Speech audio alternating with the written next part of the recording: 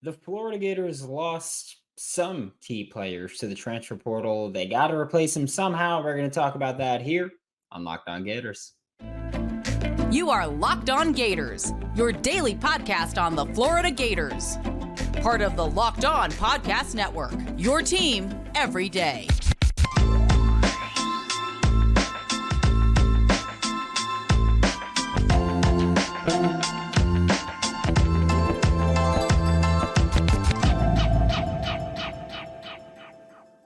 Hello and welcome back to another episode of Locked On Gators, part of the Locked On Podcast Network, your team every day. Thanks for making Locked On Gators your first listen of the day. We are available daily and free wherever you listen to the podcast. Happy Tuesday.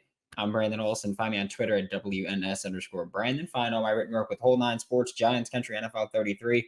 These days, every new potential hire can feel like a high-stakes wager for your small business, and that's why LinkedIn Jobs helps you find the right people for your team faster and for free. Post your job for free at linkedin.com/lockedoncollege. Terms and conditions apply.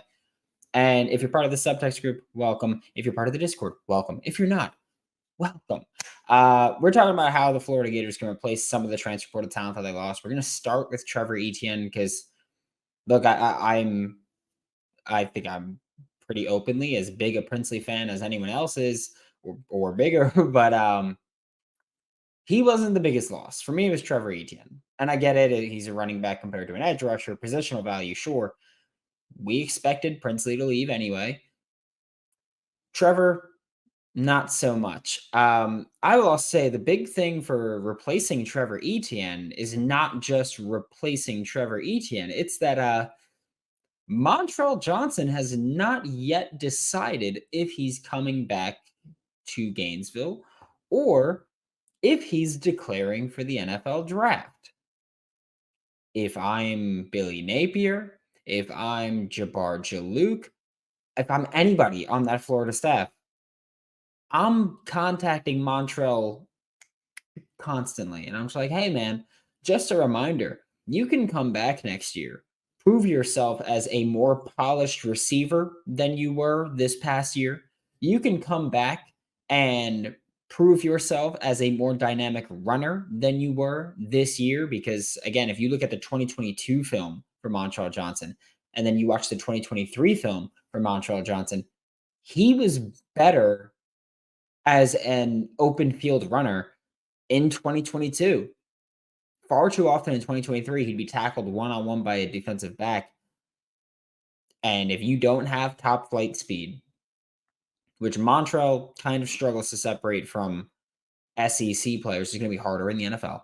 You don't have top flight speed, you should be coming back. Like you should be able to break tackles by defensive backs. You should be coming back for those reasons. And again, I think Montrell is someone who genuinely would benefit from another year. Prove yourself as a receiver. He led the team in drops last season. He did not lead the team in targets or catches last season. He did lead them in drops. Wasn't as creative or explosive as a runner. Come back. Prove that you can do that at a consistent level. That's my selling point. That's my selling point. If I'm on this coaching staff, I'm saying that to Montrell. If you do lose Montrell Johnson, then you run into an even bigger issue because at that point, the only running backs that you would have available on your roster, Trayon Webb, who just finished his true freshman season, didn't get consistent touches in any way, shape, or form, didn't do a ton with them when he did. And then you look at Cam Carroll, two-lane transfer that blew out his knee right before the season started this past season. He's going to be coming back more likely than not. I don't see why he wouldn't be back. That's kind of it as far as players who actually contribute to the team. So, yeah, not great. If you lose both Montrell and Trevor Etienne, do you look to the portal for a running back that can maybe replace some of that production? You played Arkansas a month and a week ago. Do you look to Arkansas and you go, all right, hey, Rocket Sanders, come on down, buddy? And is that the approach that you try to take? Which I don't necessarily think it will be, but Could it be your approach? Yeah, it could be the approach. Do you look to Treshaun Ward, a Tampa kid? Do you try to get him in? And again, I don't think that Treshaun Ward is a lead back here. I think Rocket Sanders has proven himself to be a lead back at the SEC level. I don't think Florida's in play for him. But I think that the best way you can plan for any of this and replace Trevor Etienne as well, add to your offensive line. Like Florida, you've yet to make a splash in the transfer portal at all. Really, I get it. You've made progress with multiple players. Offensive line has not been an area that this coaching staff has prioritized in the transfer portal. You contacted Chase Basantis from Texas A&M. I said the day that he entered the portal, I told people in the subtext and the Discord, I was just like, hey, I don't expect Florida to be in play for him at all. Like they'll contact him, but from what I heard, he wants to be closer to home. And yes, Florida is closer to New Jersey than Texas. It's still not close at all. So I'm not expecting Chase Basantis to be in play. I don't know if Florida's contacted Monroe Mills or any of the other tackles that have hit the portal. I don't have an issue with much of the interior.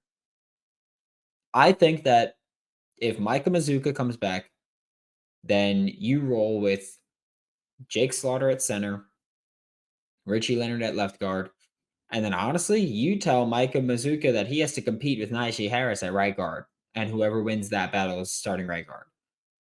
You move Austin Barber back to right tackle, and you figure out left tackle in the transfer portal. I think those are your best options there, your best choices.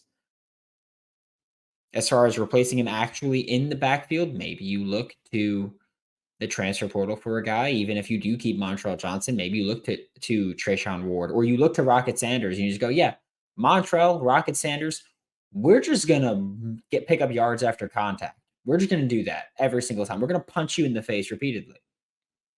But you look at high school, you've got Kanan Daniels coming in, dude's a stud. I think he's got fantastic vision for a high school running back. And that's probably the hardest part about playing running back, to have a natural feel for that. That's something that Kanan Daniels can do from day one. The issue is that there won't be many holes with this offensive line, and it's going to be interesting to see how he handles facing SEC linebackers and breaking tackles from those guys as opposed to high school. But vision-wise, Kanan Daniels can contribute early. Again, what you can do in space against SEC talent and what you can do beyond that, we'll see. But as far as just if there's a lane, I know he can hit it. Kanan Daniels can do that. You have a visit today, Billy Napier, with Jaden Ball, the Arkansas commit running back from Decatur, Georgia. I believe that's where he lives. Flip him today. I don't care if Montrell declares that. Flip Jaden Ball immediately. Okay? Get him, lock him in, and have that, which still, none of that replaces Trevor Etienne. It just adds depth to your running back room, but you still need someone who can contribute immediately. I think also if you're Florida, you have to work more RPO into your game plan. It just caused a little bit of hesitancy from someone on that defense, because this whole year we watched defenses just pin their ears back and run into the backfield, knowing that one, their guys will more often than not win the battle against Florida's offensive line. And two, they don't have to worry about Graham Mertz taking off. And I'm not even saying Graham Mertz taking off as part of the RPO that I want included. Slant. Just slant from the slot. That's it. Just slant from the slot. And if they're being really aggressive, you whip that ball out real quick. Just grip it and rip it and just get it going, and just make them pay at some point. Make them hesitate a little bit and have a cutback lane there, especially when you run split zone. They hesitate for a second. By the time they know it, a tight end is just cleaning them up. Simple as that. And by simple as that, I mean it's incredibly difficult to replace a player like Trevor Etienne, but we can try, right? We can try. We're about to talk about Princely Umanmielen, who's another massive loss to this team and to this program, and how you replace them. Before we talk about that, when you're hiring for your small business, you want to have as many top tier candidates as possible to interview. And that's why you have to check out LinkedIn Jobs. LinkedIn Jobs has the tools to help find the right professionals for your team faster and for free. And LinkedIn isn't just some other Joe Schmo job board. LinkedIn has a vast network of more than 1 billion professionals, which makes it the best place to hire. Hiring is easy when you have that many quality candidates as well. So easy, in fact, that 86% of small businesses get a qualified candidate within 24 hours. LinkedIn knows that small businesses are wearing so many hats and might not have the time or resources to hire. Thankfully, with LinkedIn, the process is intuitive, quick, and easy. And they even just launched a feature that helps you write job descriptions, making the process even easier and quicker. Post your job for free at linkedin.com/lockedoncollege. That's linkedin.com/lockedoncollege to post your job for free. Terms and conditions do apply. Thanks again for making Locked On Gators your first listen of the day every day. We are available daily and free wherever you listen to the podcast. Like I mentioned, Princely Umanmielen is the next guy that you have to replace. And really, there's a few routes that you can go. Or we'll say a couple. All of them include getting a better supporting cast on the defensive line. Because even when you had Princely Umanmielen, he was being productive, but nobody else was. And the issue became all offensives have to do is worry about what Princely Umanmielen is doing in the pass game, neutralize him, and then there's no pass rush coming from Florida. Put a tight end, a running back, whatever the pass blocking plan was, whatever the pass pro plan was, all you had to do was single out Princely. And if he was stopped, there was no pass rush coming in. So I don't care how you replace him specifically, as long as you're also upgrading the rest of the supporting cast around him. That's where we talk about someone like Joey Slackman from Penn being targeted right now from the transfer portal. Big name in the transfer portal. Like, I get it. Penn is not a school where 1% of Florida Gators fans have probably watched a Penn game this season. Live, even less. Some of us have watched Penn because of Joey Slackman after the fact of the season. None of us were watching Penn during the season, but Joey Slackman is not a name you're familiar with. I mean, you are if you listen to Locked On Gators or if you're part of the subtext group, which, by the way, links in the description. Join subtext.com/LockedOnGators. 2 weeks free, $5 a month after that. Shamelessly plugging it now. But Joey Slackman's not a big name, but trust me, he's a big time player that can step in, and I think he would start right away on this defensive line. That's where we talk about getting a better supporting cast on the D line. You can, looking at that edge group, we can talk about internal. We'll talk about internal replacement first, because I think your best option there is to trust your youth, whether that's looking at Kelby Collins and TJ Searcy, both guys who popped at certain points in the season, because they did. They both made splash plays here and there. I feel like Kelby really got better as the year went on, and I feel like TJ Searcy kind of started hot and then kind of slowed down, which isn't surprising. That happens a lot for kids once you really get into the thick of things, and of course the schedule got more difficult. But those would be the main guys that you trust if we say trust your youth, right? I know that a lot of people will mention Jack Pyburn, and I have nothing against him. I thought what he did on film was fine. However, I'm looking at it as Jack Pyburn tore his ACL on November 4th. I think that was the day of the Arkansas game. Tore his ACL then. Got surgery about a month later. Torn ACL surgery. He's going to be out quite a few months. I would expect him to miss most, if not all, of spring camp, all spring ball. Good portion of any summer workouts that players might be putting together. Maybe some of fall camp, maybe the beginning of next year as well. My point isn't, oh, he's going to be hurt, so I can't include him in the plan.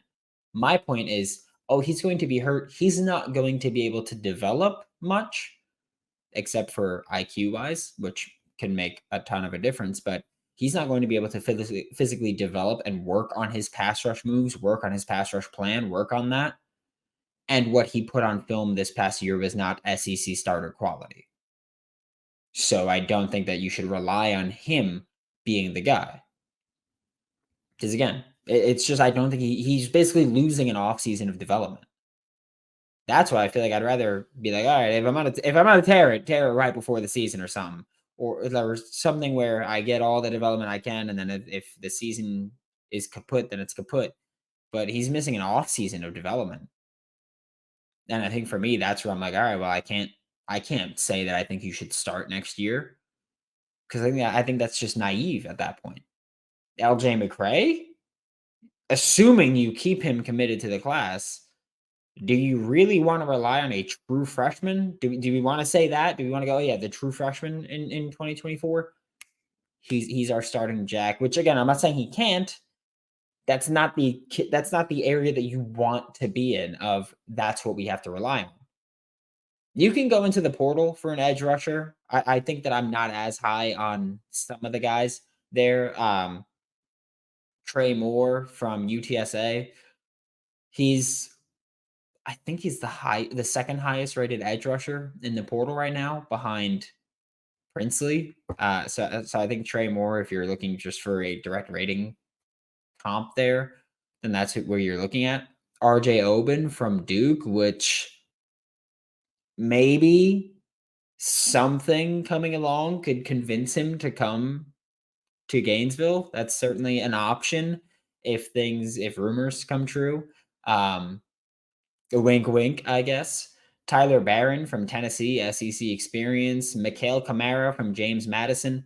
That's one of those times where we talk about, hey, this guy is looking to take the next step up, and he's looking to prove himself as a legitimate SEC caliber player. Maybe that's someone you look at off the edge, but even then, he's heavier than Princely. I think he could still play that jack spot that jack spot. I'm not saying he can't. He's heavier than Princely. He's got some experience as a linebacker, but even then, he's more of a hand in the dirt. Got 6 feet tall. Is not big at all. And I mean, it's just not a situation where I'm super thrilled about it.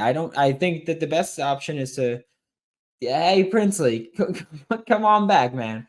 I think that's your best chance, but again, or your best option, but slim chance of that happening. I think a lot of it comes down to Billy Napier needs to make this defensive hire like that, make the defensive line higher, and get to work with Kelby and with TJ Searcy, because I think those are your best options. I think as far as replacing what Princely bought, you can look to the transfer portal and you can look for one of the top guys, the Trey Moores, the RJ Opens. Look at them. But it's not like Florida can just go, oh, hey, man, come on in, and it's going to work like that.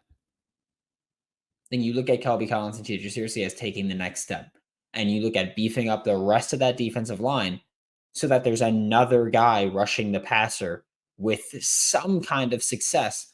Because, yeah, Caleb Banks had the second most pressures on the team with 24.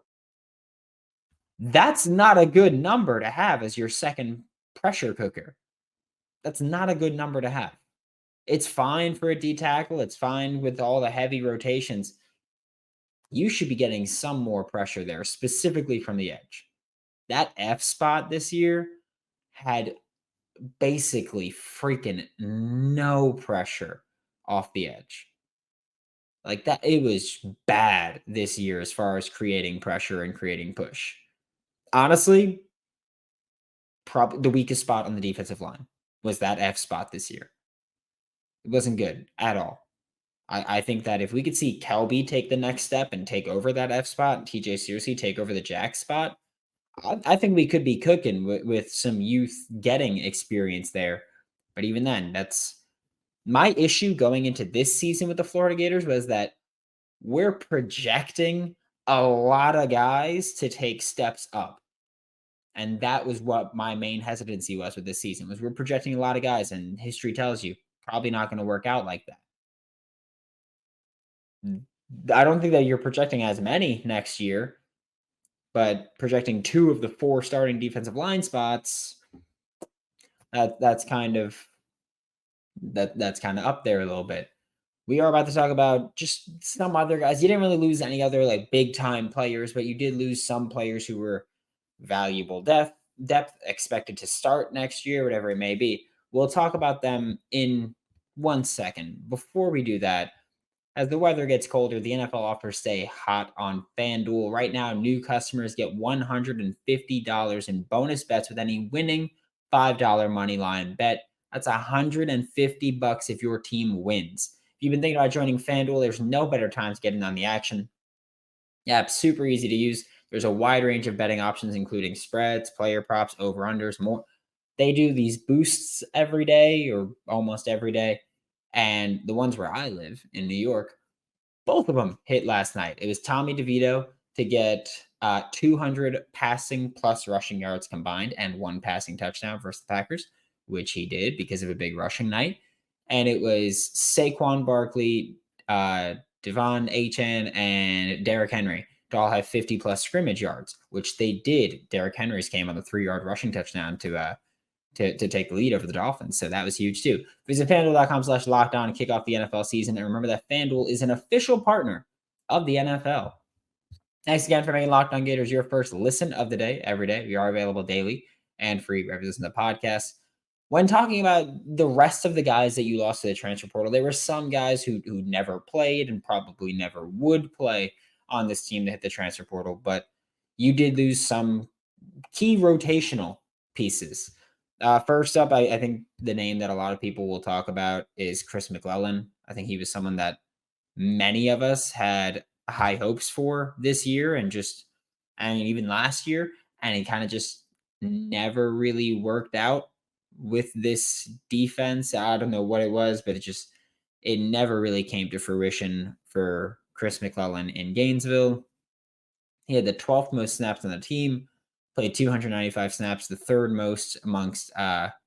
most amongst defensive interior players. Caleb Banks had the most, not Cam Jackson. Part of that is because Cam Jackson missed a game. Part of that is because Chris McClellan would play both that 1 tech that knows that Cam Jackson plays and the 3 tech that Caleb Banks plays. So part of it was that, but Chris McClellan never really found his way to being productive in Gainesville. Never really worked out. Hit the transfer portal.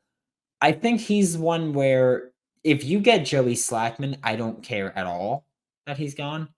Not to be rude at all, but if you can get Joey Slackman, I think not only have you replaced Chris McClellan, but you've upgraded from Chris McClellan. Because the new Chris McClellan that can play both spots and be a rotational piece is Caleb Banks if you get Joey Slackman. Because I think Joey Slackman takes that spot. I think Joey Slackman is, like I said earlier, I think he starts right away. And so if you bring in Joey Slackman, he goes over Caleb Banks. Caleb Banks slides into the Chris McClellan spot. And congratulations, your defensive line, or at least the interior defensive line, got better. So I think Joey Slackman not only replaces Chris McClellan, but replaces Caleb Banks in the starting rotation and is your probably second leading pass rusher. Yeah, probably second leading behind whoever is going to be at the jack spot, I would assume. So there's that. Caleb Douglas at wide receiver hit the transfer portal. Look, I know that I'm someone who's high on Caleb Douglas. I thought the moment he committed to Florida, I was saying, hey, he's someone who's going to be an impact player for Florida. I had a few splash plays as its true freshman year in 2022. 2023 made a few big plays. He had that Utah touchdown where he just went right up over the DB, and it was a sick catch. Like, it was just one of those, like, oh, he's a grown man already catches. You look at, a few important catches. He had the play that he got hurt on against Kentucky. Caught that, at the 1 or the 2 and got tackled. And then he got injured and did not return. And again, I was told that if Florida made a bowl game, then Caleb Douglas had a chance to play in that bowl game. Obviously, that never happened. But I don't think with Caleb Douglas, he's someone that you really can replace. And I don't think Florida necessarily cares about replacing him, which is kind of why I think you can't replace him. because, and I know I thought more of Caleb Douglas than I think most people do, but I also acknowledge that one, he wasn't really a fit here. He's better in a vertical offense where he gets to work downfield and win those jump balls and go into coverage and contested catches and make those.